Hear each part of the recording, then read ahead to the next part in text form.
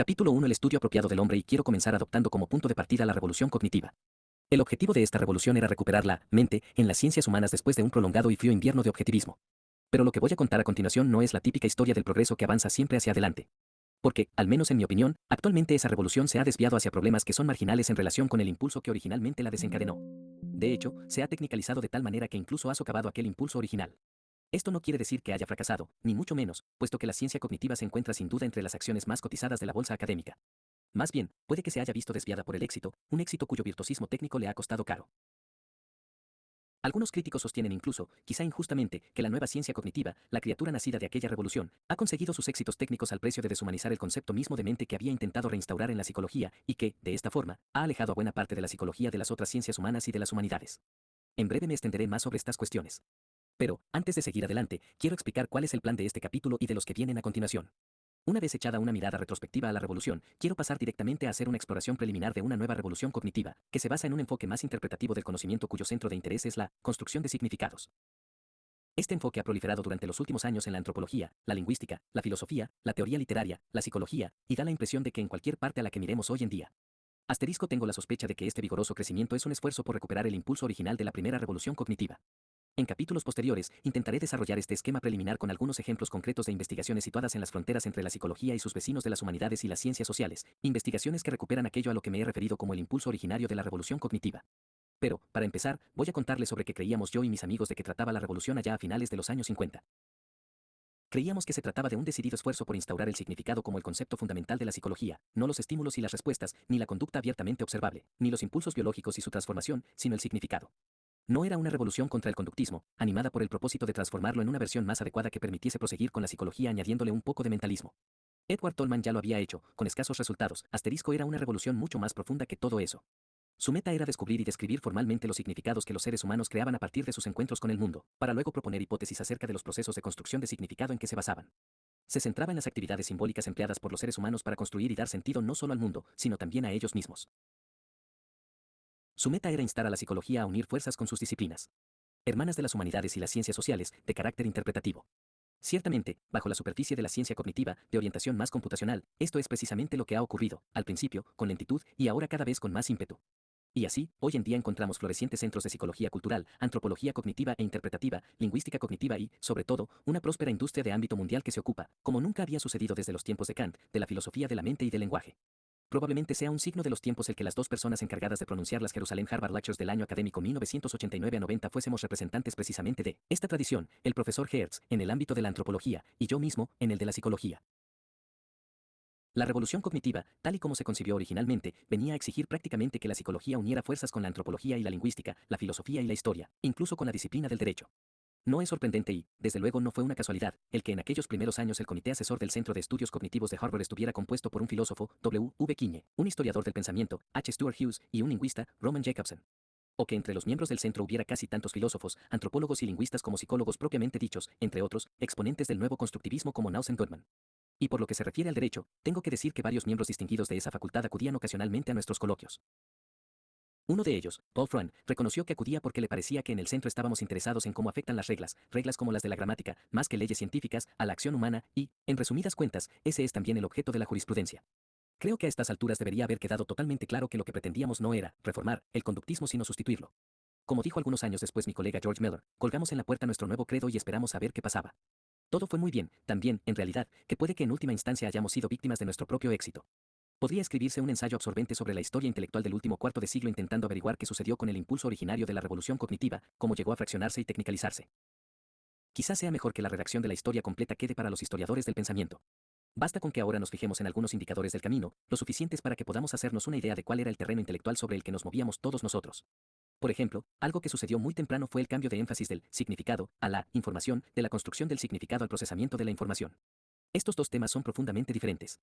El factor clave de este cambio fue la adopción de la computación como metáfora dominante y de la computabilidad como criterio imprescindible de un buen modelo teórico. La información es indiferente con respecto al significado. Desde el punto de vista computacional, la información comprende un mensaje que ya ha sido previamente codificado en el sistema. El significado se asigna a los mensajes con antelación. No es el resultado del proceso de computación ni tiene nada que ver con esta última salvo en el sentido arbitrario de asignación. El procesamiento de la información inscribe los mensajes en una dirección determinada de la memoria o los toma de ella siguiendo las instrucciones de una unidad de control central, o los mantiene temporalmente en un almacén amortiguador, manipulándolos de formas prescritas, enumera, ordena, combina o compara la información previamente codificada. El sistema que hace todas estas cosas permanece ciego respecto al hecho de si lo que se almacena son sonetos de Shakespeare o cifras de una tabla de números aleatorios. Según la teoría clásica de la información, un mensaje es informativo si reduce el número de elecciones alternativas. Esto implica la existencia de un código de elecciones posibles establecidas. Las categorías de la posibilidad y los ejemplos concretos que comprenden se procesan de acuerdo con la sintaxis del sistema, es decir, de acuerdo con sus posibles movimientos. De acuerdo con esta disposición, la información solo puede tener algo que ver con el significado en el sentido de un diccionario, el de acceder a la información léxica almacenada siguiendo un sistema codificado de direcciones. Hay otras operaciones que guardan algún parecido con el significado, tales como permutar un conjunto de entradas con el fin de contrastar los resultados con un criterio determinado, como sucede en el caso de los anagramas o en el juego del Scrabble. Pero el procesamiento de información no puede enfrentarse a nada que vaya más allá de las entradas precisas y arbitrarias que pueden entrar en relaciones específicas estrictamente gobernadas por un programa de operaciones elementales. Un sistema como este no puede hacer nada frente a la vaguedad, la polisemia o las conexiones metafóricas y connotativas. Cuando parece que lo hace, es como un mono en el Museo Británico, dando con la solución del problema mediante la aplicación de un algoritmo demoledor o embarcándose en la aventura de aplicar un heurístico arriesgado. El procesamiento de información tiene necesidad de planificación previa y reglas precisas. Excluye preguntas de formación tan anómala como estás, cómo está organizado el mundo en la mente de un fundamentalista islámico, o ¿en qué se diferencian el concepto del yo de la Grecia homérica y el del mundo postindustrial? Y favorece, en cambio, preguntas de este tipo: ¿cuál es la mejor estrategia para proporcionar información de control a un operador con el fin de asegurar que un vehículo se mantenga en una órbita predeterminada? Más adelante, tendremos más cosas que decir sobre el significado y los procesos que lo crean. Estos procesos están sorprendentemente alejados de lo que normalmente recibe el nombre de procesamiento de información. Dado que en el mundo postindustrial se estaba produciendo una revolución informativa, no es sorprendente que se produjese esa acentuación. La psicología y las ciencias sociales en general siempre han sido muy sensibles, muchas veces hipersensibles, a las necesidades de la sociedad que las acoge. Y siempre ha sido una especie de reflejo intelectual de la psicología académica el redefinir al hombre y su mente a la luz de las nuevas necesidades sociales. Y no es sorprendente que, dadas estas condiciones, se haya producido un cambio de interés correlativo que ha llevado de la mente y el significado a los ordenadores y la información. Porque, a principios de los años 50, los ordenadores y la teoría computacional se habían convertido en la metáfora matriz del procesamiento de la información. Dado un número de categorías de significado lo bastante bien formadas dentro de un dominio determinado como para ser la base de un código de operación, un ordenador adecuadamente programado habría de ser capaz de hacer verdaderos prodigios de procesamiento de información con un conjunto mínimo de operaciones, y este es el reino de los cielos tecnológico. Muy pronto, la computación se convirtió en el modelo de la mente, y en el lugar que ocupaba el concepto de significado se instaló el concepto de computabilidad. Los procesos cognitivos se equipararon con los programas que podían ejecutarse en un dispositivo computacional, y nuestros esfuerzos por comprender, pongamos por caso, la memoria o la formación de conceptos, eran fructíferos en la medida en que éramos capaces de simular de forma realista la memorización o la conceptualización humanas con un programa de ordenador. Esta línea de pensamiento se vio enormemente auxiliada por la revolucionaria idea de Turing de que cualquier programa computacional, con independencia de lo complejo que fuera, podía imitarse, mediante una máquina universal de Turing, mucho más sencilla, y que efectuaría sus cálculos con un conjunto finito de operaciones bastante primitivas. Si adoptamos la costumbre de pensar que esos complejos programas son mentes virtuales, por tomar prestada la frase de Daniel Dennett, no tenemos ya más que dar un pequeño pero crucial paso para acabar creyendo que las mentes reales y sus procesos, al igual que las mentes virtuales y los suyos, podrían explicarse de la misma manera. Este nuevo reduccionismo proporcionó un programa sorprendentemente libertario para la ciencia cognitiva que estaban haciendo. Su grado de permisividad era tan elevado que incluso los antiguos teóricos del aprendizaje y los investigadores asociacionistas de la memoria pudieron volver al redil de la revolución cognitiva, en la medida en que envolvieron sus viejos conceptos con el ropaje proporcionado por los nuevos términos del procesamiento de la información. No había ninguna necesidad de trapichear con los procesos mentales o con el significado. El lugar de los estímulos y las respuestas estaba ocupado ahora por la entrada, input, y la salida, output, en tanto que el refuerzo se veía lavado de su tinte afectivo convirtiéndose en un elemento de control que retroalimentaba al sistema, haciéndole llegar información sobre el resultado de las operaciones efectuadas. En la medida en que hubiese un programa computable, había mente. Al principio, esta especie de retruécano de la mente no pareció provocar el tradicional pánico antimentalista entre unos conductistas aparentemente conversos. A su debido tiempo, sin embargo, comenzaron a resurgir nuevas versiones de antiguas controversias ya clásicas y familiares, especialmente en relación con las discusiones sobre la denominada arquitectura del conocimiento, el problema de si ésta debe ser concebida como un conjunto de estructuras de reglas jerárquicamente organizadas, como las de la gramática, mediante las cuales se acepta, se rechaza o se combina la entrada de información, o si, más bien, debería concebirse como una red conexionista organizada de abajo a arriba cuyo control se encuentra completamente distribuido, como en los modelos PDP, procesamiento distribuido en paralelo, modelos muy parecidos a la antigua doctrina asociacionista pero a la que se habría sustraído la síntesis creativa de Herbart. La primera opción simulaba la tradición psicológica racionalista mentalista o de arriba a abajo, yendo y viniendo con toda facilidad entre las mentes reales y las virtuales. La segunda era una nueva versión de aquellas posturas de las que Gordon Allport se mofaba en sus charlas tachándolas de empirismo baldío. El computacionalismo de la costa este de Estados Unidos trabajaba con términos mentalistas como reglas, gramáticas y cosas por el estilo. Los de la costa oeste no querían tener nada que ver con este mentalismo simulado. El campo de batalla no tardó mucho en empezar a presentar un aire cada vez más tradicional y familiar, aunque los vehículos que lo recorrían eran mucho más veloces y gozaban de un número de caballos de potencia formalista mucho mayor. Pero el hecho de si sus maniobras tenían algo que ver con la mente o solo con la teoría de la computación siguió siendo una cuestión que ambas partes consideraban infinitamente posponible. A quienes se atrevían a formular la pregunta se les aseguraba que el tiempo diría sí, como reza el dicho anglosajón, con la oreja de un cerdo se podía o no hacer un bolso de seda. Era inevitable que, siendo la computación la metáfora de la nueva ciencia cognitiva y la computabilidad el criterio necesario, aunque no suficiente, de la funcionalidad de una teoría en la nueva ciencia, se produjese un resurgimiento del antiguo malestar respecto al mentalismo. Con la mente equiparada a un programa, ¿cuál sería el estatus de los estados mentales a la vieja usanza, identificables no por sus características programáticas en un sistema computacional, sino por su vitola subjetiva? En estos sistemas no había sitio para la mente, en el sentido de estados intencionales como creer, desear, pretender, captar un significado. No tardó mucho en alzarse la voz que pedía la erradicación de estos estados intencionales dentro de la nueva ciencia. Y probablemente no hay ningún libro publicado, ni siquiera en el apogeo de los primeros tiempos del conductismo, que pueda igualar el celo antimentalista de From Folk Psychology to Cognitive Science, de la psicología popular a la ciencia cognitiva, de Stephen Steck. Ciertamente no faltaron esfuerzos diplomáticos para hacer las paces entre los viejos y quisquillosos cognitivistas de corte mentalista y los flamantes antimentalistas. Pero todos estos intentos se reducían, o a seguir la corriente a los mentalistas o a intentar engatusarlos. Por ejemplo, Dennett propuso que lo que había que hacer era simplemente actuar como si la gente tuviera estados intencionales que les hicieran comportarse de determinadas maneras. Más adelante, descubriríamos que no necesitamos esas nociones tan imprecisas. Paul Churchan admitió a regañadientes que, aunque era un problema interesante el por qué la gente se aferra a ese mentalismo erróneo y simple, la cuestión es que esto era algo que había que explicar, y no algo que había que dar por supuesto. Quizá, como decía Churchland, la psicología popular parece describir cómo suceden realmente las cosas, pero como podrían una creencia, un deseo o una actitud ser causa de algo en el mundo físico, es decir, en el mundo de la computación. La mente, en sentido subjetivo, era un epifenómeno que surgía del sistema computacional bajo determinadas condiciones, en cuyo caso no podía ser causa de nada, o no era más que una manera en que la gente hablaba sobre la conducta después de haber ocurrido, es decir, otra salida del sistema, en cuyo caso era una conducta más, que simplemente necesitaba un grado mayor de análisis lingüístico. Y, por supuesto, no voy a dejar de hacer mención del nativismo de Jarrett Fodor, la mente también podría ser un subproducto de procesos innatos incorporados en el sistema, en cuyo caso sería un efecto más que una causa. El renovado ataque a los estados mentales y la intencionalidad venía acompañado de un ataque parecido al concepto de agentividad. Los científicos cognitivos, en general, no tienen nada que objetar a la idea de que la conducta está dirigida, incluso dirigida a metas. Si la direccionalidad está gobernada por los resultados de computar la utilidad de resultados alternativos, esta resulta perfectamente admisible y, de hecho, constituye incluso la pieza maestra de la teoría de la elección racional. Pero la ciencia cognitiva, en su nueva modalidad, a pesar de la hospitalidad que exhibe hacia la conducta dirigida a metas, se muestra aún cautelosa respecto al concepto de agentividad. Porque la agentividad supone la conducta de la acción bajo el dominio de estados intencionales. De manera que, actualmente, la acción basada en creencias, deseos o compromisos morales, a menos que sea puramente estipulativa en el sentido de Dennett, es considerada por los científicos cognitivos bien pensantes como algo que hay que evitar a toda costa. Es algo así como el libre albedrío para los deterministas. No faltaron arrojados guerrilleros que se rebelaron contra el nuevo antiintencionalismo, como los filósofos John Searle y Charles Taylor, o el psicólogo Kenneth Kurgan, o el antropólogo Clifford Geertz, pero sus puntos de vista fueron marginados por el grupo mayoritario de científicos adscritos al computacionalismo. Me dio perfecta cuenta de que posiblemente estoy dando una imagen exagerada de lo que sucedió con la revolución cognitiva cuando se vio subordinada al ideal de la computabilidad en el edificio de la ciencia cognitiva. He notado que, cuando un científico cognitivo ortodoxo utiliza la expresión inteligencia artificial, aunque sea solo una vez, casi siempre añade en mayúsculas las iniciales IA entre paréntesis, IA.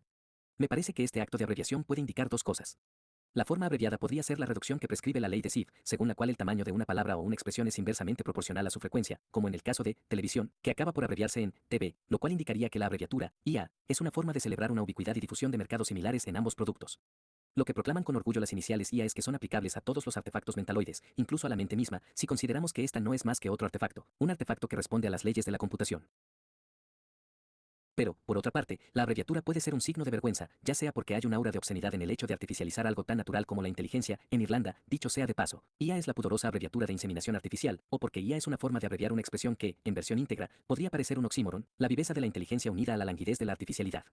El orgullo de la ley de Ceph y la vergüenza del ocultamiento son, ambos, merecidos. No cabe ninguna duda de que la ciencia cognitiva ha contribuido a nuestra comprensión de cómo se hace circular la información y cómo se procesa. Como tampoco le puede caber duda alguna a nadie que se lo piense detenidamente de que en su mayor parte ha dejado sin explicar precisamente los problemas fundamentales que inspiraron originalmente la revolución cognitiva, e incluso ha llegado a oscurecerlos un poco. Por eso, vamos a volver a la cuestión de cómo puede construirse una ciencia de lo mental en torno al concepto de significado y los procesos mediante los cuales se crean y se negocian los significados dentro de una comunidad. Comencemos por el concepto mismo de cultura, especialmente su papel constitutivo. Lo que era obvio desde el primer momento era quizá demasiado obvio para ser apreciado en su totalidad, al menos por nosotros, los psicólogos, que tenemos el hábito y la tradición de pensar desde puntos de vista más bien individualistas. Los sistemas simbólicos que los individuos utilizaban al construir el significado eran sistemas que estaban ya en su sitio, que estaban ya, allí, profundamente arraigados en el lenguaje y la cultura. Constituían un tipo muy especial de juego de herramientas comunal, cuyos utensilios, una vez utilizados, hacían del usuario un reflejo de la comunidad. Los psicólogos nos concentrábamos en estudiar cómo adquirían los individuos estos sistemas, cómo los hacían suyos, más o menos igual que podríamos preguntarnos cómo adquirían los organismos en general sus adaptaciones especializadas al entorno natural. Incluso nos sentíamos interesados, una vez más, de forma individualista, por la disposición innata y específica del hombre para el lenguaje. Pero con pocas excepciones, entre las que hay que destacar a Vygotsky, no prestamos atención al impacto que la utilización del lenguaje tenía sobre la naturaleza del hombre como especie. Tardamos mucho en darnos cuenta plenamente de lo que la aparición de la cultura significaba para la adaptación y el funcionamiento del ser humano. No se trataba solo del aumento de tamaño y potencia de nuestro cerebro, ni de la bipedestación y la liberación de las manos. Estos no eran más que pasos morfológicos de la evolución que no habrían tenido demasiada importancia si no fuera por la aparición simultánea de sistemas simbólicos compartidos, de formas tradicionales de vivir y trabajar juntos, en una palabra, de la cultura humana. El Rubicón de la evolución humana se cruzó cuando la cultura se convirtió en el factor principal a la hora de conformar las mentes de quienes vivían bajo su férula. Como producto de la historia más que de la naturaleza, la cultura se había convertido en el mundo al que teníamos que adaptarnos y en el juego de herramientas que nos permitía hacerlo. Una vez cruzada la línea divisoria, ya no podía hablarse de una mente, natural, que se limitaba a adquirir el lenguaje como un accesorio. Ni podía hablarse de la cultura como afinadora o moduladora de las necesidades biológicas. Como dice Clifford Geertz, sin el papel constitutivo de la cultura somos monstruosidades imposibles. Animales incompletos, sin terminar, que nos completamos o terminamos a través de la cultura. Estas conclusiones son actualmente banales en la antropología, pero no en la psicología. Hay tres buenas razones para mencionarlas ahora, al principio mismo de nuestra exposición. La primera es una cuestión metodológica de hondo calado, el argumento constitutivo. La participación del hombre en la cultura y la realización de sus potencialidades mentales a través de la cultura hacen que sea imposible construir la psicología humana basándonos solo en el individuo. Como mi colega de hace tantos años, Clyde Krugman, decía con insistencia, los seres humanos no terminan en su propia piel, son expresión de la cultura. Considerar el mundo como un flujo indiferente de información que es procesada por individuos, cada uno actuando a su manera, supone perder de vista cómo se forman los individuos y cómo funcionan. O, por citar de nuevo a Hertz, no existe una naturaleza humana independiente de la cultura. La segunda razón es consecuencia de lo que acabamos de decir, y no menos convincente. Dado que la psicología se encuentra tan inmersa en la cultura, debe estar organizada en torno a esos procesos de construcción y utilización del significado que conectan al hombre con la cultura. Esto no nos conduce a un mayor grado de subjetividad en la psicología, es exactamente todo lo contrario.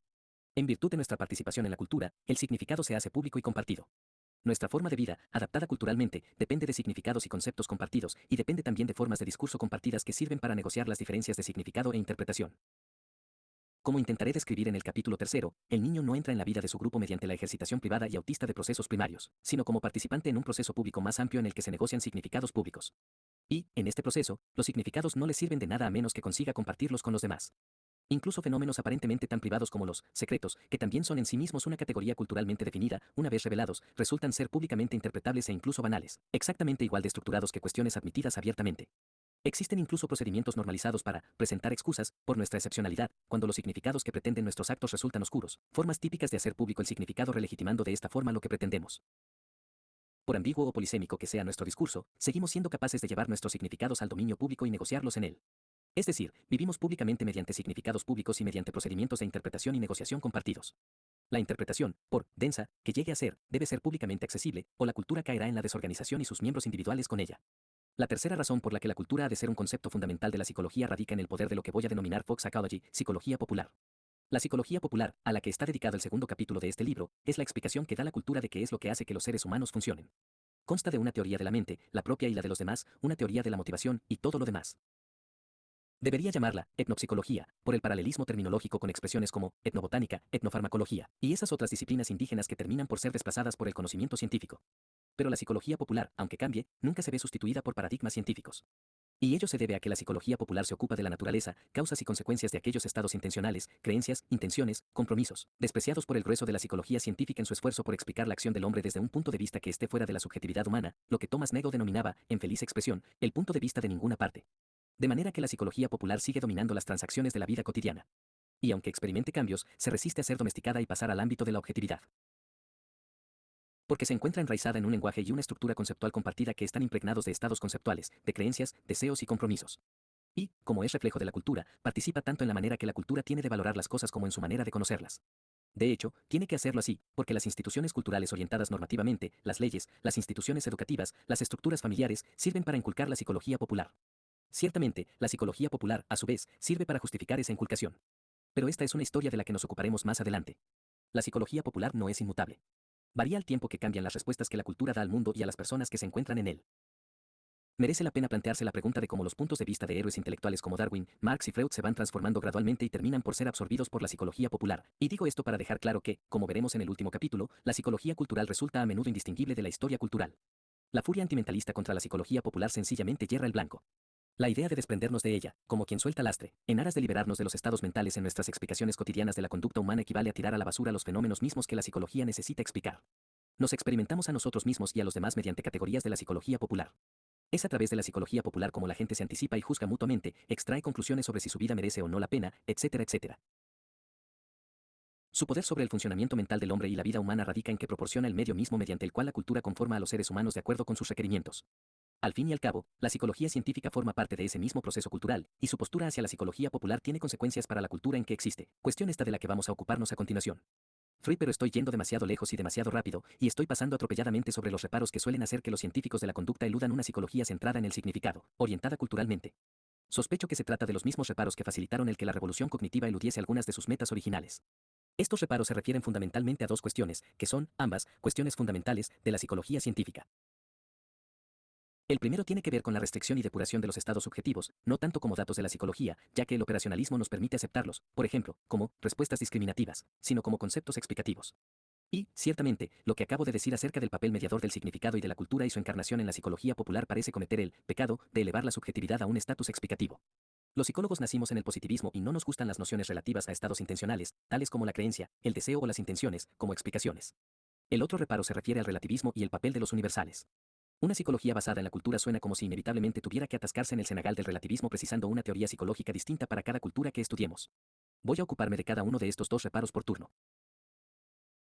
En mi opinión, buena parte de la desconfianza que provoca el subjetivismo de nuestros conceptos explicativos tiene que ver con la supuesta discrepancia que existe entre lo que las personas dicen y lo que hacen de verdad. Una psicología sensible a la cultura, especialmente si otorga un papel fundamental a la psicología popular como factor mediador, está y debe estar basada no solo en lo que hace la gente, sino también en lo que dicen que hacen, y en lo que dicen que los llevó a hacer lo que hicieron. También se ocupa de lo que la gente dice que han hecho los otros y por qué. Y, por encima de todo, se ocupa de cómo dice la gente que es su mundo. Desde el rechazo de la introspección como método fundamental de la psicología, hemos aprendido a considerar que esos relatos verbales no son de fiar, incluso que, de alguna extraña manera filosófica, no son verdad. Nuestra preocupación por los criterios verificacionistas del significado, como ha señalado Richard Rorty, nos ha convertido en devotos de la predicción como criterio de la buena ciencia, incluida la buena psicología. Por consiguiente, juzgamos lo que la gente dice sobre sí misma y sobre su mundo, o sobre los demás y sus mundos respectivos, en función casi exclusivamente de si predice o proporciona una explicación verificable de lo que hace, ha hecho o hará. Si no es así, entonces, con ferocidad filosófica, humeana, tratamos lo que se ha dicho como nada más que error e ilusión. O quizá lo consideramos como un mero síntoma que, adecuadamente interpretado, nos llevará a la verdadera causa de la conducta cuya predicción era nuestro legítimo objetivo. Incluso Freud, con su devoción ocasional a la idea de realidad psíquica, alimentó esta actitud mental, ya que, como tan agudamente dice Paul Ricoeur, Freud se adhería a veces a un modelo fisicalista del siglo XIX que fruncía el ceño ante explicaciones que diesen cabida a estados intencionales. Por consiguiente, forma parte de nuestra herencia de modernos hombres y mujeres postfreudianos el oponer una mueca de desdén a lo que dice la gente. Eso no es más que contenido manifiesto. Las causas reales puede que ni siquiera sean accesibles a nuestra conciencia corriente. Lo sabemos todo sobre la defensa del yo y la racionalización. Y, en cuanto a nuestro yo, sabemos que es un síntoma de compromiso que cuaja a partir de la interacción entre la inhibición y la ansiedad, una formación que, para ser conocida, ha de ser excavada arqueológicamente con las herramientas del psicoanálisis. O, en términos más contemporáneos, como muestran Ross y Richard Nesbar en sus minuciosos estudios, es obvio que la gente no es capaz de describir correctamente ni la base de sus elecciones ni los sesgos que afectan a la distribución de esas elecciones. Y si fuesen necesarias pruebas aún más contundentes de esta generalización, podrían encontrarse en el trabajo de Emma Stosky y Daniel Kahneman que, por cierto, citan como antecedente de su trabajo un conocido libro de Brunner, Goodnow y Austen. La acusación de que, lo que la gente dice no es necesariamente lo que hace, lleva consigo una curiosa implicación. Esta es que lo que la gente hace es más importante, más real, que lo que dice, o que esto último solo es importante por lo que pueda revelarnos sobre lo primero. Es como si el psicólogo quisiera lavarse totalmente las manos respecto a los estados mentales y su organización, como si afirmásemos que, al fin y al cabo, decir, es algo que versa solo sobre lo que uno piensa, siente, cree o experimenta. Es curioso que haya tan pocos estudios que vayan en la dirección opuesta, ver cómo lo que uno hace revela lo que piensa, siente o cree. Todo ello a pesar del hecho de que nuestra psicología popular es tan atractivamente rica en categorías tales como hipocresía, insinceridad y otras por el estilo. Esta acentuación sesgada de la psicología científica ciertamente no deja de ser curiosa a la luz de nuestras formas cotidianas de enfrentarnos a la relación entre decir y hacer. Para empezar, cuando alguien actúa de una manera ofensiva, lo primero que hacemos para enfrentarnos a esta situación es averiguar si lo que parece que ha hecho es lo que pretendía hacer realmente, es decir, intentamos enterarnos de si su estado mental, tal y como se pone de manifiesto por lo que nos dice, está o no de acuerdo con sus obras, tal y como se ponen de manifiesto en lo que ha hecho. Y si la persona nos dice que lo ha hecho sin querer, la exoneramos de culpa. En cambio, si el acto ofensivo fue a propósito, podemos intentar razonar con ella, es decir, hablarle para que deje de comportarse de esa manera. O quizá esa persona puede intentar persuadirnos de que no hay razón para que nos disgustemos por su acción, presentándonos excusas, que es una forma verbal de explicar que su conducta está exenta de culpa y, por consiguiente, de legitimarla. Cuando una persona insiste en mostrarse ofensiva hacia un número suficientemente grande de gente, puede que alguien intente incluso convencerla para que vaya a un psiquiatra, que, mediante una terapia oral, intentará enderezar su conducta. No cabe duda de que el significado que los participantes en una interacción cotidiana atribuyen a la mayor parte de los actos depende de lo que se dicen mutuamente antes, durante o después de actuar, o de lo que son capaces de presuponer acerca de lo que el otro habría dicho en un contexto determinado. Todo esto es obvio, no solo en el nivel del diálogo informal sino también en el nivel de un diálogo formal privilegiado como, por ejemplo, los diálogos codificados del sistema legal. Las leyes contractuales versan enteramente sobre la relación entre lo que se hace y lo que se dijo. Lo mismo sucede, en un nivel menos formal, con las conductas de matrimonio, parentesco, amistad y compañerismo. El fenómeno se da en las dos direcciones. El significado de la palabra se encuentra poderosamente determinado por el tren de acción en que ocurre, sonría al hablar. Exactamente igual que el significado de la acción solo puede interpretarse en función de lo que los actores dicen que pretenden decir, lo siento, al empujar accidentalmente a alguien. Al fin y al cabo, se acaba de cumplir un cuarto de siglo desde la publicación de la teoría de los actos de habla de John Austin. La única respuesta posible a aquellos que quieren concentrarse en si lo que la gente dice sirve o no para predecir lo que va a hacer es que separar ambas cosas de esa manera es hacer mala filosofía, mala antropología, mala psicología y un derecho quimérico. Decir y hacer constituyen una unidad funcionalmente inseparable en una psicología orientada culturalmente. Cuando, en el siguiente capítulo, entremos a discutir algunas de las máximas operativas de la psicología popular, esta reflexión resultará crucial. La psicología orientada culturalmente ni desprecia lo que la gente dice sobre sus estados mentales, ni trata lo que dicen solo como si fueran indicios predictivos de su conducta visible. El supuesto fundamental de este tipo de psicología es, más bien, que la relación entre lo que se hace y lo que se dice es, en el proceder normal de la vida, interpretable. Esta psicología adopta la postura de que existe una congruencia públicamente interpretable entre decir, hacer y las circunstancias en que ocurren lo que se dice y lo que se hace. Es decir, existen relaciones canónicas establecidas por mutuo acuerdo entre el significado de lo que decimos y lo que hacemos en determinadas circunstancias, y esas relaciones gobiernan cómo conducimos nuestras vidas unos con otros. Existen, además, procedimientos de negociación para desandar el camino cuando esas relaciones canseinicas son violadas. Esto es lo que hace que la interpretación y el significado sean fundamentales en la psicología cultural o en cualquier psicología o ciencia de lo mental, si a eso vamos. La psicología cultural, casi por definición, no se puede preocupar de la conducta, sino de la acción, que es su equivalente intencional, y, más concretamente, se preocupa de la acción situada en un escenario cultural y en los estados intencionales mutuamente interactuantes de los participantes. Lo que no significa que la psicología cultural tenga que prescindir definitivamente de los experimentos de laboratorio o de la búsqueda de los universales humanos, cuestión de la que nos vamos a ocupar a continuación. 4. He propugnado que la psicología deje de intentar liberarse del significado en su sistema de explicación. Las personas y las culturas que son su objeto de estudio están gobernadas por significados y valores compartidos. La gente consagra su vida a su búsqueda y realización, muere por ellos. Se ha dicho que la psicología debe liberarse de la cultura, si aspira a descubrir algún día un conjunto de universales humanos trascendentales, aun cuando esos universales estén acotados por precisiones relativas a variaciones transculturales. Voy a sugerir una manera de concebir los universales humanos que es coherente con la psicología cultural y que, sin embargo, elude tanto las indeterminaciones del relativismo como las trivialidades de la psicología transcultural. La psicología cultural no puede reducirse a una psicología transcultural que proporcione unos cuantos parámetros que permitan explicar la aparición de variaciones locales en las leyes universales de la conducta. Ni, como vamos a ver ahora mismo, nos condena a la elasticidad acomodaticia del relativismo. La solución del problema de los universales radica en denunciar una falacia, ampliamente difundida y bastante anticuada, heredada del siglo XIX por las ciencias humanas, que hace referencia a la relación entre biología y cultura. De acuerdo con esta idea, la cultura vendría a ser una especie de capa superpuesta sobre la naturaleza humana que estaría determinada biológicamente. Se daba por supuesto que las causas de la conducta humana radicaban en ese sustrato biológico. En cambio, lo que yo me propongo sostener es que las verdaderas causas de la acción humana son la cultura y la búsqueda del significado dentro de la cultura. El trato biológico, los denominados universales de la naturaleza humana, no es una causa de la acción sino, como mucho, una restricción o una condición de ella. De la misma manera que el motor no es la causa por la que vamos en coche al supermercado para hacer la compra del fin de semana, nuestro sistema reproductor biológico no es la causa que, casi infaliblemente, hace que nos casemos con alguien de nuestra propia clase social, nuestro mismo grupo étnico, etc. Admitiendo, por supuesto, que sin el motor no podríamos desplazarnos en coche hasta el supermercado y que, quizá, tampoco habría matrimonios en ausencia de un sistema reproductor. Pero la palabra restricción es una manera demasiado negativa de abordar la cuestión. Las limitaciones de origen biológico que operan sobre el funcionamiento humano son también retos a la invención cultural. Las herramientas de cualquier cultura pueden describirse como un conjunto de prótesis mediante las cuales los seres humanos pueden superar, e incluso redefinir, los límites naturales del funcionamiento humano. Las herramientas humanas son precisamente de este género, tanto las tangibles como las inmateriales. Por ejemplo, existe una limitación biológica que afecta a la memoria inmediata, el famoso número 7 más o menos 2, de George Miller.